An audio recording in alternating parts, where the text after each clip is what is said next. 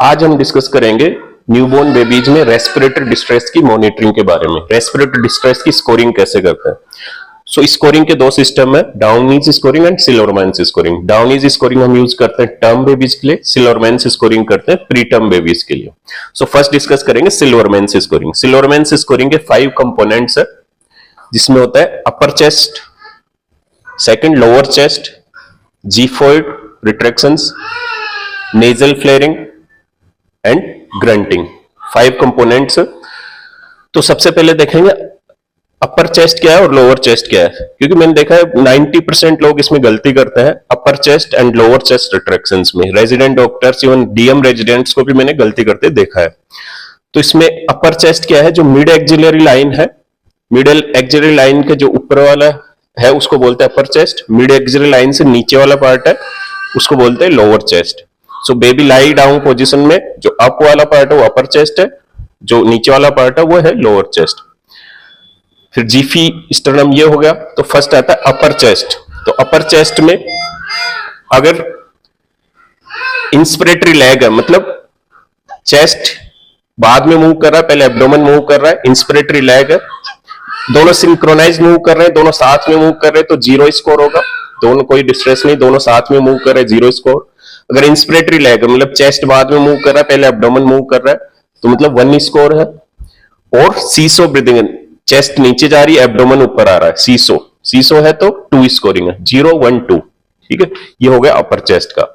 फिर देखते हैं लोअर चेस्ट। लोअर चेस्ट क्या है, मिड एक्सिलरी लाइन से नीचे वाली लोअर चेस्ट है। तो इसमें retractions, no retractions 0 scoring, minimally visible retractions 1 score and markedly visible retractions 2 score. So increasing 0 1 2 upper chest lower chest. Third आ गया जीफी स्टर्नम। तो जीफी स्टर्नम में no retractions 0 score, minimal just visible retractions 1 score और markedly retractions mean सिंड्रोमिंग, पूरा sternum नीचे जा रहा है मतलब सीवियर रिट्रैक्शन 2 स्कोर। देन आता है नेजल फ्लेयरिंग। नेजल फ्लेयरिंग में no nasal flaring 0, minimal just visible 1 और सीवियर नेजल फ्लेयरिंग 2 स्कोर। फिर आती grunting. No grunting 0, audible with only stethoscope 1, grunting audible without stethoscope also is 2 scoring. So ये 5 components है, 0 1 2 scoring है। Total scoring होती है 10। और इसमें अगर 0 to 3 है तो नो रेस्पिरेटरी डिस्ट्रेस और minimal respiratory distress, 4 to 6 moderate respiratory distress, 7 और मोर को severe respiratory distress.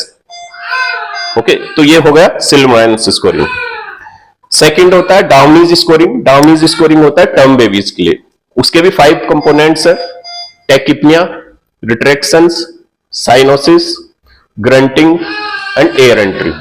So first tachypnea. Mild tachypnea means no tachypnea less than 60 rate, 0 scoring. 60 to 80 rate, 1 scoring. More than 80 rate, 2 scoring. Then cyanosis. Cyanosis, no cyanosis, 0 scoring. Cyanosis at less than 40% FiO2, 1 scoring. Cyanosis more than 40% FiO2, 2 scoring.